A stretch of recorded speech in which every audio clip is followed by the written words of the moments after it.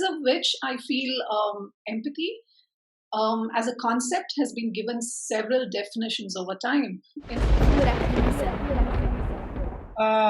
Well, Rasha, you are very welcome. And I'd like to introduce some issues for our conversation today.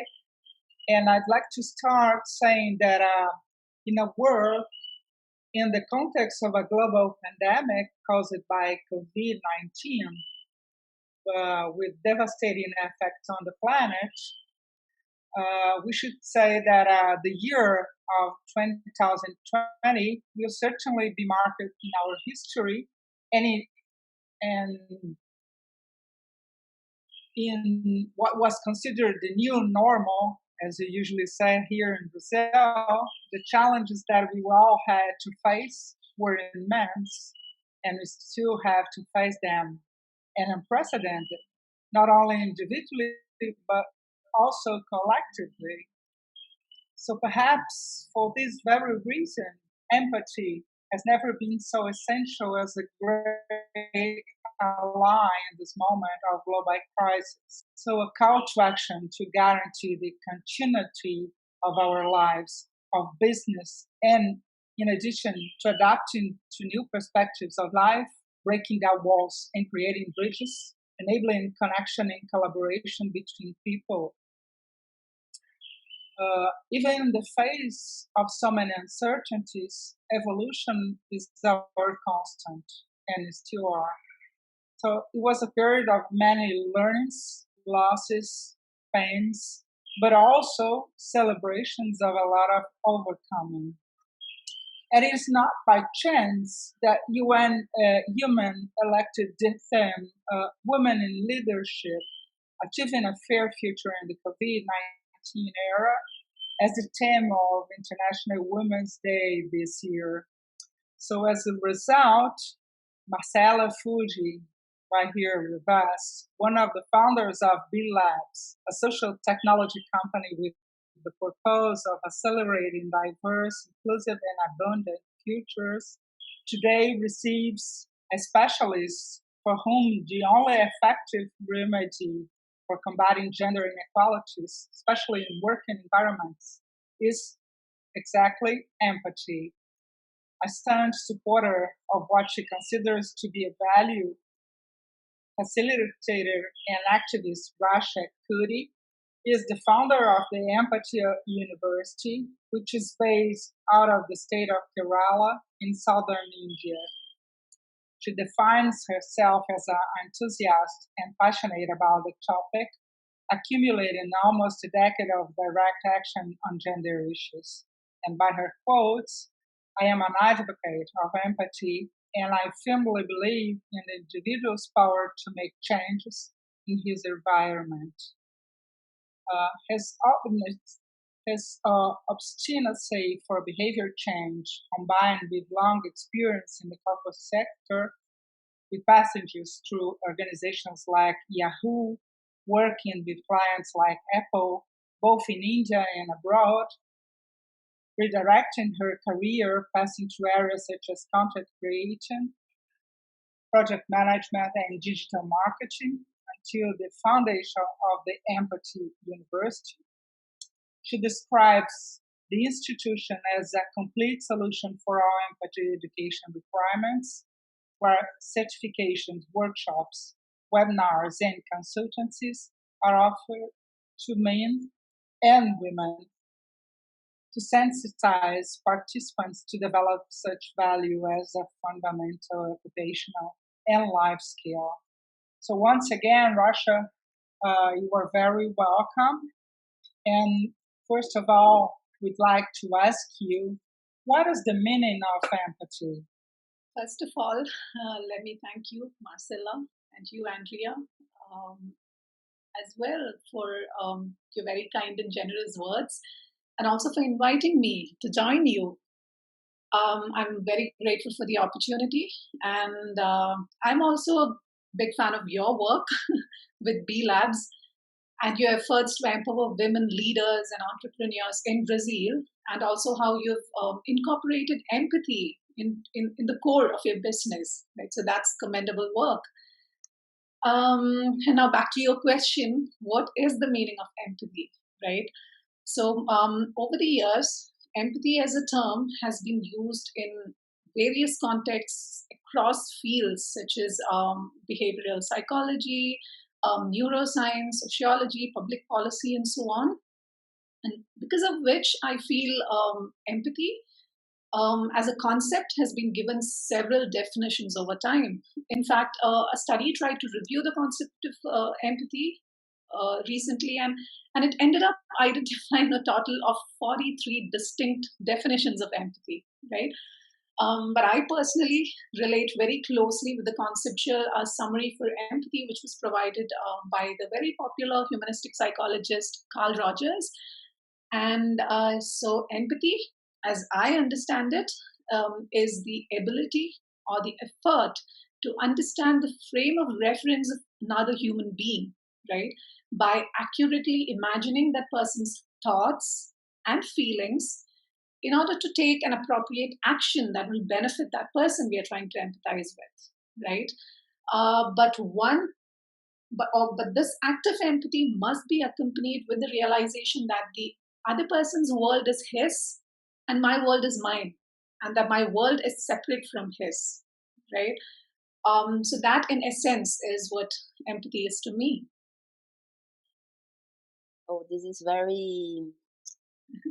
very meaningful. I'm just remembering here how we connect, because I've been stalking, admiring your, not stalking because it's such a negative or not, your work for such a long time now, and then remember how we connect a couple of months back. I don't believe in coincidences. I don't know. Let's call it destiny. But and seeing how empathy is a path forward to this future that we want to build. In such interesting way we met, just to explain to the audience here. I was just navigating through Instagram, and Rasha suddenly needs a volunteer for empathy session, and I just happened to have available time. This never happens, and I okay. In a room with a lady from Amsterdam, another lady from South India, and Russia, and we are sharing deep. And then we have been developing our relationship, and we said, okay, let's talk about this for the world, because empathy is such, and this particularly in this moment where we are living in worldwide with such big polarizations, we can't see truly why the other is thinking in that way, and where does he come from. So especially when we talk about women environment, so it's wonderful to hear how you're feeling and how you feel about empathy. So let me ask you. Let me ask you, what do you have to tell about us, the contributions of a more empathic world in a feminist perspective? All right. So, being someone who was born and brought up in a very traditional and a predominantly patriarchal society, right? So, I know very well how important empathy is for building a more equitable world, especially when it comes to gender. So I'll just share an incident, with you, which happened, I think, a couple of years back, right? From something that happened to me. So I was invited over to a relative's home in my hometown for lunch, and So usually what happens in my community is when we have social gatherings, it is men who almost always are the first ones to have lunch, right? So just like any other social occasion, I remember the men at the party sat down to have food. But the interesting thing that I noticed is that just like it often happens, they forgot to make sure that there is enough food left for the remaining women folk who cooked the food in the first place, right? So the women then ended up having lesser food to eat, right? And that day, I also observed a very interesting thing that the men were given very new, pretty plates to eat from, right? And women of the house were having their food from very old, ordinary plates. And I mean, it's not that big a deal. I mean, the plate that you eat from, but whether it's old or new. But what struck me was the distinction being drawn between a man and a woman, right? And for me, it was surprising that men, those men, could actually forget to save food for the remaining women in the household, who were their wives, their children, their sisters, and their mothers. And I began to think about, where does that sort of mentality come from, right? And most often, it is the way, or it is the very mothers who did not get the food that day, that teach their sons to act privileged. And these mothers do it most often subconsciously because of the years and years of conditioning, or at least this is the kind of pattern that I see in my culture personally, right? So, which is why I feel as educated women, we need to parent better. We need to teach children empathy. We must make sure that our children are taught, and while, you know, physiologically and biologically there are differences between a man and a woman, they are both still worthy of the same opportunities, right? So when it comes to the workplace, like Marcela asked me, problems of discrimination and unequal pay, I think it is a reality, right? More so in certain corporate domains than in others. And I again strongly believe that empathy is the root of solving these issues, right? In fact, I was just reading before I came here for this session. I was reading a 2017 report by the International Labour Organization, which kind of confirmed that inequality does in fact exist, right? When it comes to workplaces. So what happens is that men tend to hold the most top management positions within corporate organizations, because of which the policies within organizations may tend to favor men, or may tend to be formulated from the perspective of a man alone, right? And this can be demotivating in some cases for female employees, right? And so I strongly feel that if men start empathizing with women, if they're able to think and feel from the perspective of a woman, then more gender neutral policies can be formulated within organizations, right? And also building a culture through employee engagement initiatives, right? Promoting a culture that has a lot of empathy and a sense of belonging and acceptance for women, just like for men, will also be a good place to start, right? And another problem which I feel strongly about is is the fact that strong leadership skills are very often associated with male traits, right? And feminine attributes, they often tend to get stereotyped as soft and weak. This is a problem, right?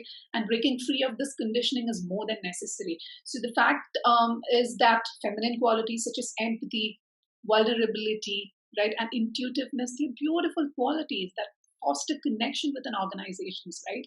And they, in reality, are very, very powerful leadership constructs. I've been asked in several of my workshops, right? And mostly by, or almost always by male participants, doesn't empathy make you look weak, right? Do you know how much courage it takes to step out of your own safe space, of your personal boundaries, and then to step into the shoes of other people, especially strangers, and then think from their perspectives, and not just think and feel from their perspectives, but act in accordance to that? right? So empathy is not easy to practice, and it takes courage and intentional action to empathize, with others. And I would say that is uh, companies are increasingly being aware of the fact that empathy is a skill, especially in leadership, that must be imbibed, and hopefully the future will take us in that direction. Yeah, Marcela, you're muted. Yeah, yeah, Yeah, there's a construction site here. So no, just listen to you.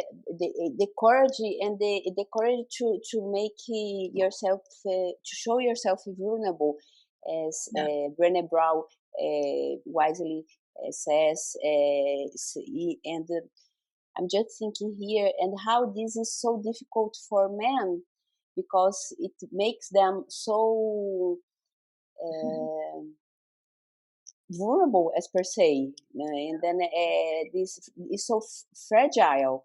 So especially when it comes to the corporate world, but yeah. not less at home as well. So when this particular experience, when you observed how it was not fair for the women not to have is very strong. It's like it's deeply it's a deep experience that okay, so this is not something is not right here.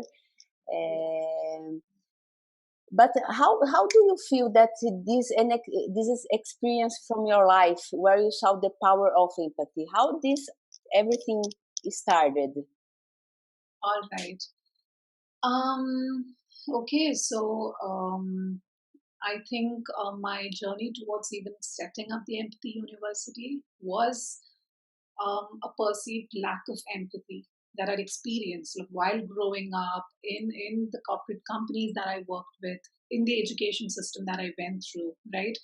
And these are the places, and that lack of empathy is what led me to get into this domain, like, quit, a safe job and then jump into starting the Empathy University, and which is not an easy thing, right? And um, I've there are several things. There are several instances from history, that prove the power of empathy. So many instances, and if you would ask me, like, personally from my life, if there's something that stood out, there is this one incident that I very clearly remember, which for me is or what do you say, talks volumes about the power of empathy, right? So I remember this workshop that I provided to a few girls, or to girls studying in a small school in North India, right? So I was invited to the school by this friend of mine who was teaching there, and because he could sense that there was religious animosity between the students who were studying there, even very young kids, right? Which is very surprising. And in fact, once there was this activity going on in a class, so a teacher had asked the students to come up with different ways of greeting people, right? And then each student was asked to write his or her greeting on the blackboard, right? And then one student would go and write, some greeting on the blackboard. It can be hi, it can be hello, it can be in any language. So they would go and write it on the blackboard, and the rest of the students would take it down in their notebooks, right? So it was just their way of learning different ways of greetings. And what happened is, one of the student went and wrote the Muslim greeting, right? Assalamu alaikum, which means peace be upon you. And strangely, some of the students refused to write it in their notebooks. So we don't know where that came from.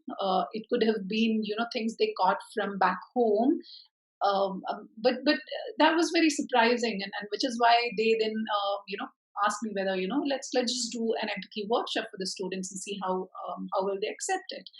And then we planned an empathy workshop so that they get to learn each other, about each other more deeply, because when you get to learn about each other's stories more deeply, then obviously you start empathizing with their backgrounds, right? And yeah, and the workshop happened. It was a beautiful experience, and I remember that towards the what do you say, end of the workshop, I often cover this portion where we discuss about adversarial empathy, right? Adversarial empathy is basically empathy for people whom you hate, or people who have very deeply hurt you, right? And I mean, how do you practice empathy towards such people, right? So that's the part that I cover, and then I encourage the students to think deeply from the perspective of someone they hated, right? And that is when one of the students volunteered to take part in the activity, and she spoke about her father, right?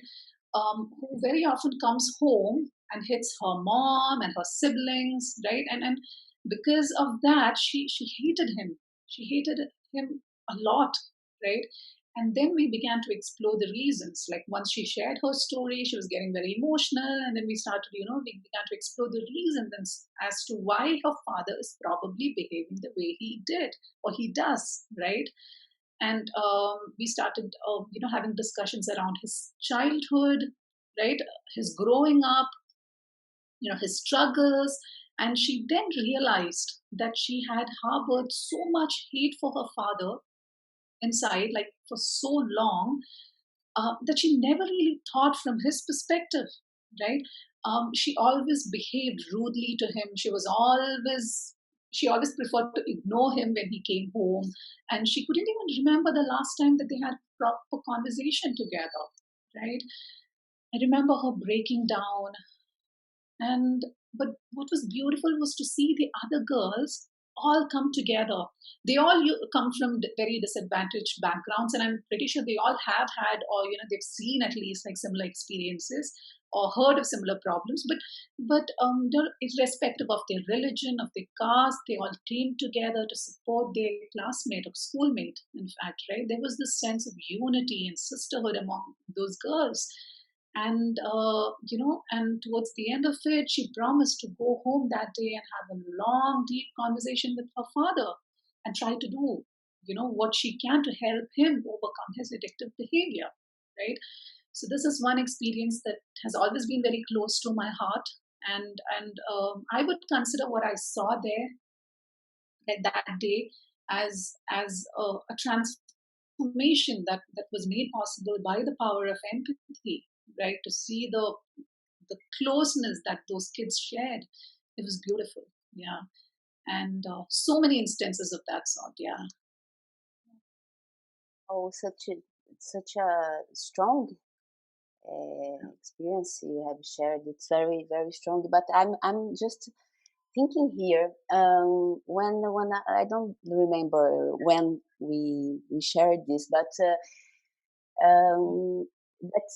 people often in India, they when you speak about empathy, they will ask you, "Oh, soft skills." So, and you get you get very mad. No, no soft skills. It's empathy, and this is it's like something that you suffer. That you try very hard to explain people. No, empathy is not soft skills. And from my side,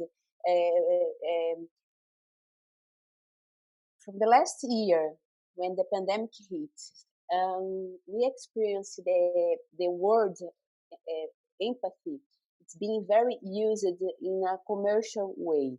Oh, you have to have empathy, but and everyone is talking about empathy, and people is start to not even want to listen the word because everyone okay empathy, but people only speak about empathy, but no one is actually practicing empathy, as you said, something very hard to practice. So, explain. Could you just dive? Can we just dive into a little bit deeper in that?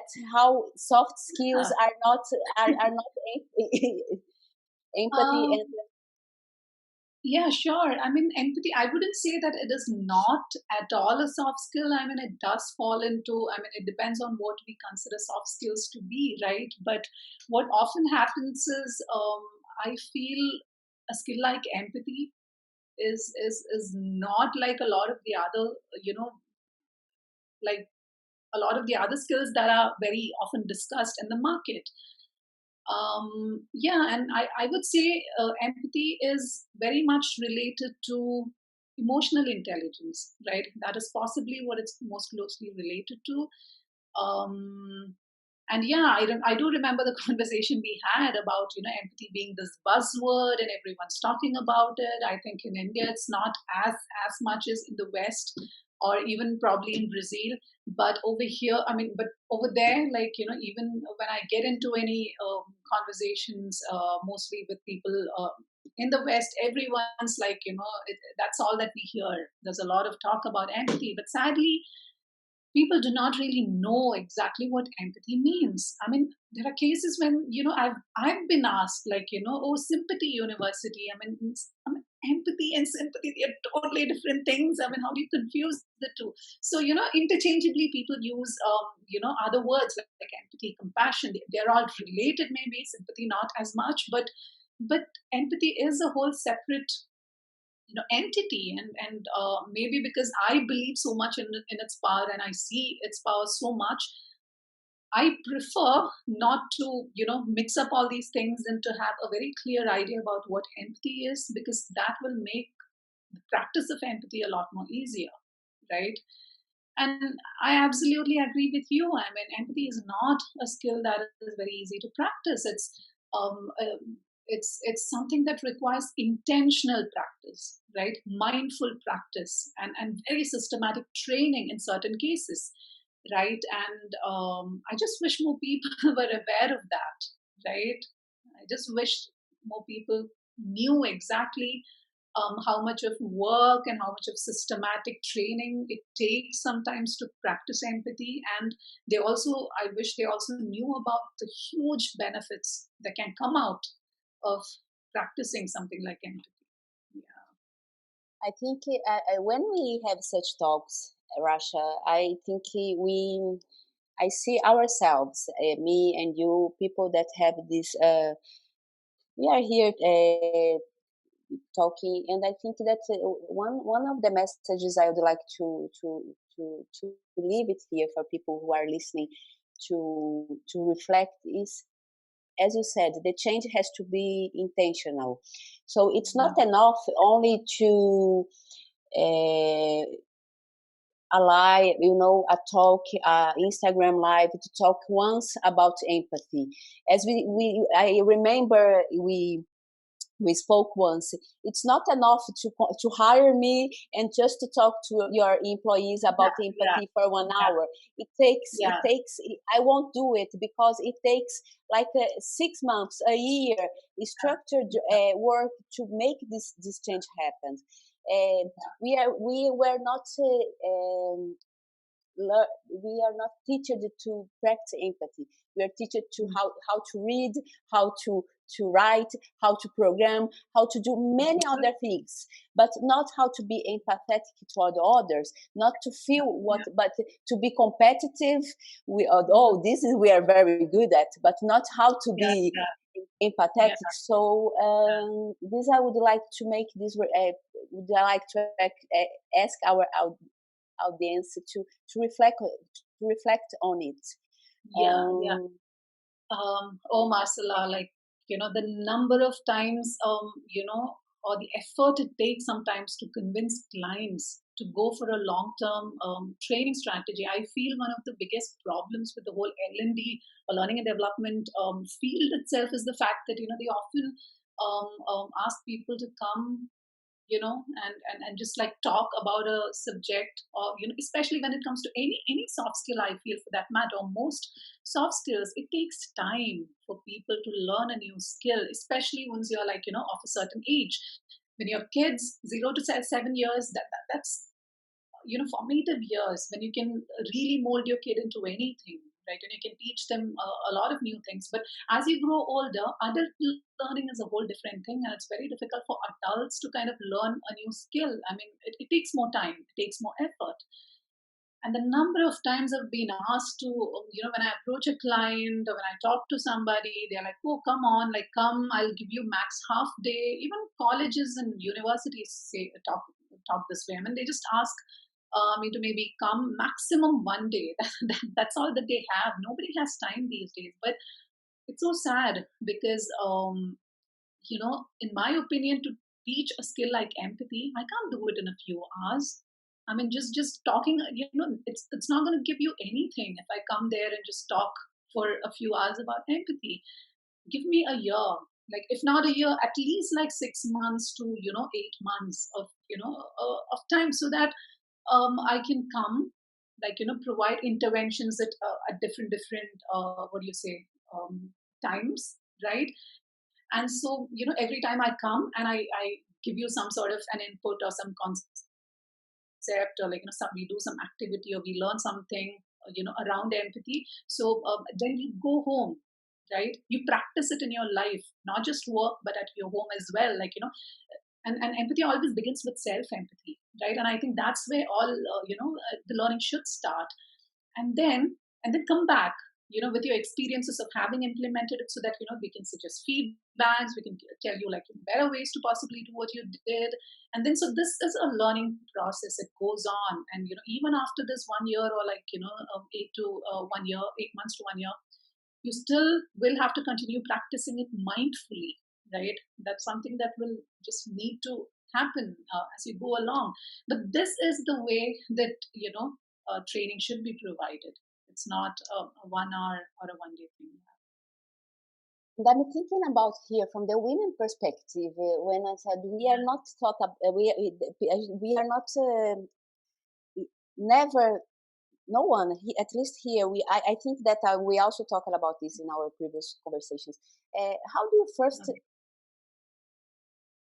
heard about empathy? And then especially from the women perspective, we always been taught about to be competitive, how to not look at the other, especially here in the West. I know in the East you have a stronger women community, but here in the West we have so many competitive. Feel free to share.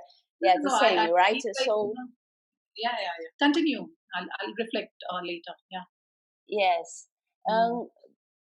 The thing is that I think when you practice empathy within the women community, then you have in Portuguese is the word sorority, but I know it's not the same meaning in English. We have talked about this as well. But when you have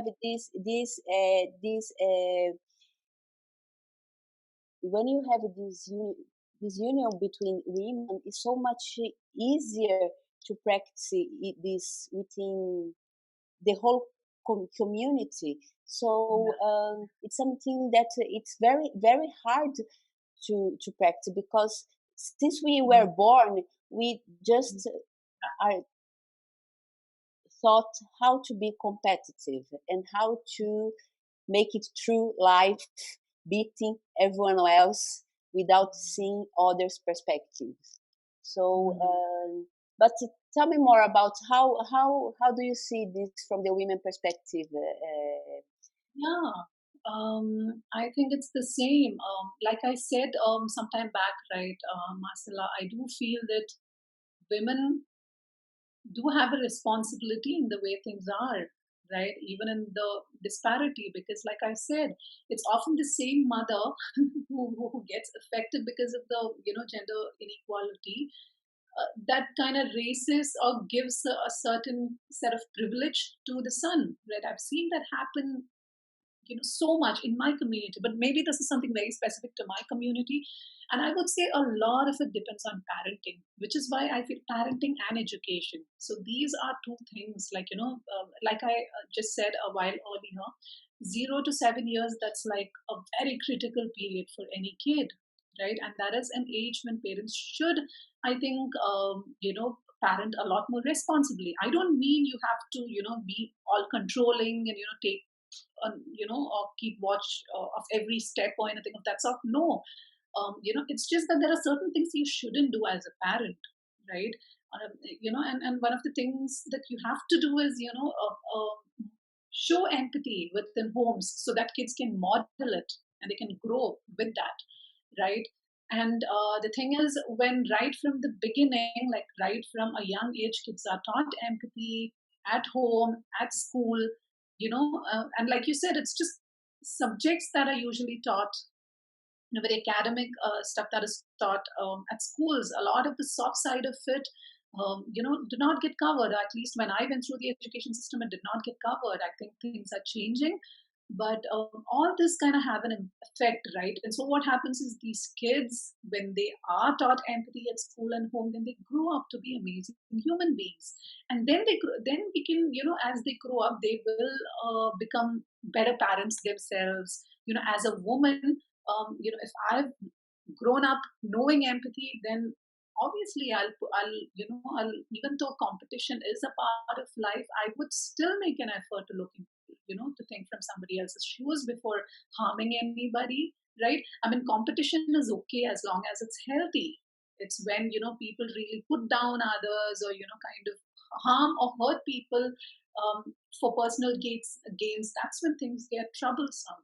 So, yeah, so I think it all begins with parenting, I Yes, think. it's parity, but the thing is, as women, we and men as well, but mostly when it comes to women, we just are repeating the patterns that we learn Yeah, from our mothers and from yeah, grandmothers, and so to break this pattern, it's very hard. mm, So that's what I'm trying to do with my kids, and I hope my kids do with my grandchild, my grandkids. So it's not that yeah, easy, but it's something that we are trying to build. So yeah, it's and it makes me very mad with this empathy being a buzzword, because it doesn't make any easier. It's such a hard work we are doing here. So yeah, if you are using the empathy word, just make it use it in the right way. It's yeah, not a marketing word. It's a word. yeah, It's a future skills. yeah, It's a skill that the future is asking from us. yeah. That's in that I'm just diving in our last question. It's Okay. asking you what's the future of empathy, of skill, such important skills as empathy. All right. So what I feel is, or let me begin by sharing something very interesting, which Mr.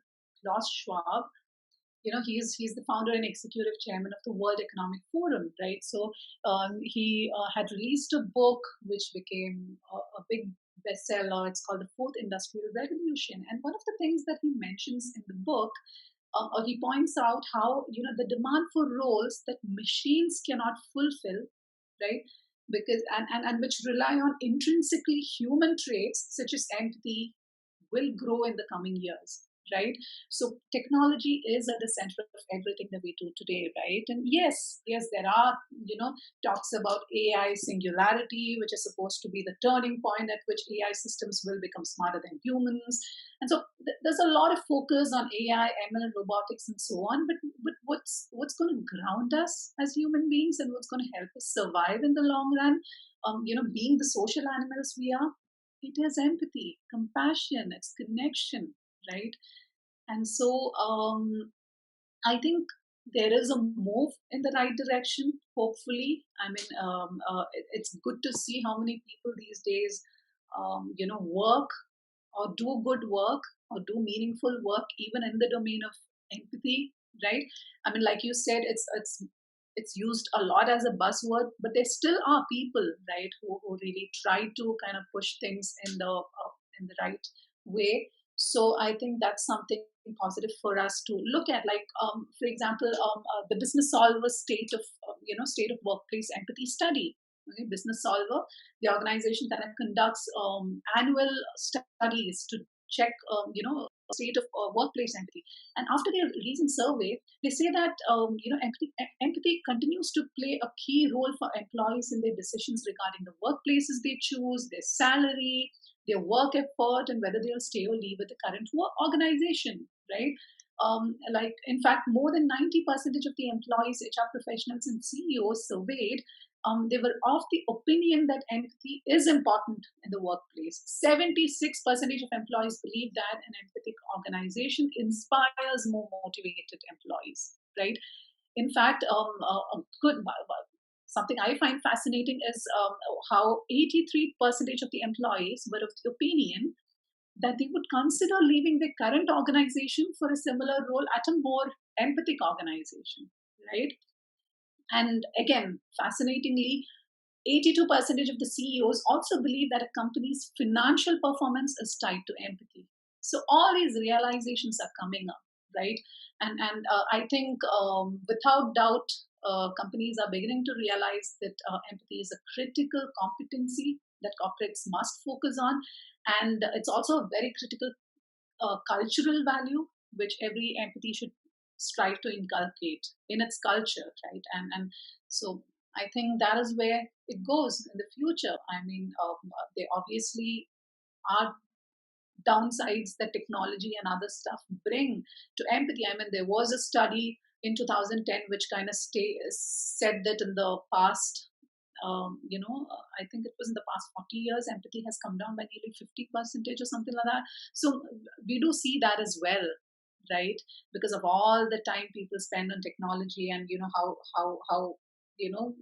person to person interaction, and the quality of it is getting affected. But yeah, I think it's all about us, people like us who work in this domain, just continuing to do good work, inspire one life at a time, and let's see how it goes. Yeah, it's so inspiring hearing you, because I always said, since all my learnings with B Labs, I always say people ask me a lot that since I used to live so many years in Sweden, and there's such a innovative country, one of the most innovated countries in the world. Okay, how do you see technology and everything? And I always say, okay, technology is very important. The AI, artificial intelligence is very important. But if you don't have this sense of collectivity to see, it has to be good for everyone, not only Yeah. yourself. It's not going to be good, never. And this is directly related to empathy. You have to be able to see that it's not okay only to be good for yourself. It has to be good for everybody. So it's just a realization to see how this has a major impact in society. Of course, when you have this awareness in the corporate world, that you practice at home, but it has a direct impact in the society as well. So you care. It's I think the caring is the key word, right? I mean, okay, empathy, it's a fancy word, okay, but let's talk about how about to start to care about each other, And ourselves. yeah, very true. And I would also like to add, one thing, but I feel something that all of us should focus on, or a value that I feel is extremely important in times like this, is courage, right? Courage to speak up, like courage to, fight bias, courage to show empathy. Even empathy takes so much of courage, right? Without which, how do you kind of, step into somebody else's shoes? How do you go into a very unknown territory? So just like you said, I think even to care for somebody else, even to, do anything of that sort, I think courage, just pushing yourself to courageously take that one step, it's very, very important. Yeah. And I would like to add, just to encourage you to be hopeful of a Yeah. future we are building. It's not easy to Yeah. be hopeful in these days, Yeah. especially here in Brazil, whereas nowadays we are the epicenter of COVID. So Mhm. it's Yeah, not yeah, it's not easy. I mean, and for the world per se, for the world So courage to be hopeful. Yeah, Oh, very. that's such, I would, I would stay the whole day speaking to you here. It's such inspiring and nice to talk to you, to hear about how you will feel passionate about empathy. But if you are going to leave a final message to our audience, what would you say, Rasha? Yeah, it would be that the world is going through some very crazy times. Nobody has it easy, right? Everyone's going through one struggle or the other. And at a time like this, it's extremely important that we practice empathy, learn more about it, right? Learn exactly what empathy is, the kind of the value that it holds, the power that it holds to change the world, right? Um, Polarization, racism, like diseases, like what wars. It's not a good time. Like I think every generation keeps going through all sorts of like different problems, but times like these, I think, call for a lot of empathy, for each other. And I think, yeah, that would be my message. Please practice empathy intentionally with courage, right? Yeah. Yes, and learn about it. I'm just going Yeah. to keep going because you said it all. So learn about it. Don't use the Yeah. word without. Once just saw in our Instagram post. Yeah. Everything has a limit, even Yeah. empathy. And I became so and I became so angry because if Yeah. something, if something has not a limit, it's empathy. But I understood what the post wanted to say, because the person who created the post didn't know what empathy were. Yeah. Yeah. Empathy, it's Yeah. not to to feel everything, to agree with everything that the other person uh, feels, but to, oh, it's such a, there is such a, I'm not going to go to dive in here in the empathy, but Yeah. everything, I'm going to finish here. So everything has a limit, but empathy is not one of them. So it's not When practiced right, yeah, yeah, empathy when can. well practiced, and when we know the real meaning of empathy. I think that's the message I would like to share. Yeah. Andrea, would you like to share anything else, dear? Well, actually, I'm so grateful about this conversation, especially about this Russia approach to empathy, not as a rhetorical, but a lifelong learning practice. So I only um, the only thing I have to say is that I'm so grateful. It was such a great time, Russia. And me as Marcela, I could stay here for such a long time. But I'd really like to have this first conversation for someone, some other ones with us at the Yeah. lab. So thanks once again.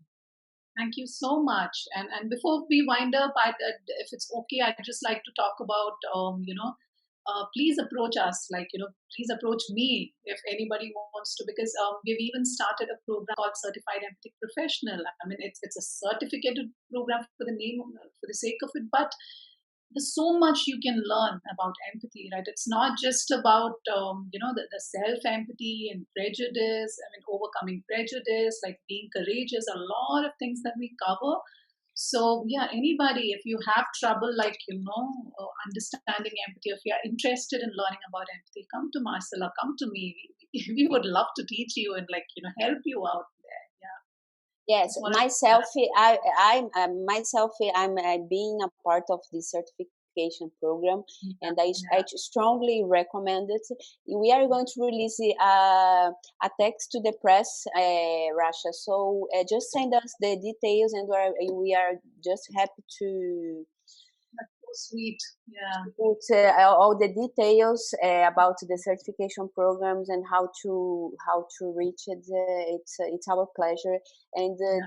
And once again, congratulations for all the work you are making when it comes to the progress of empathy within the world. And thank you for being here. Let's keep you walking. Thank you. Definitely. Take care. Thank you. Take care, dear. Bye-bye. Yeah, we do like it here. Yeah, we. Bye. Bye. Thank you. Bye.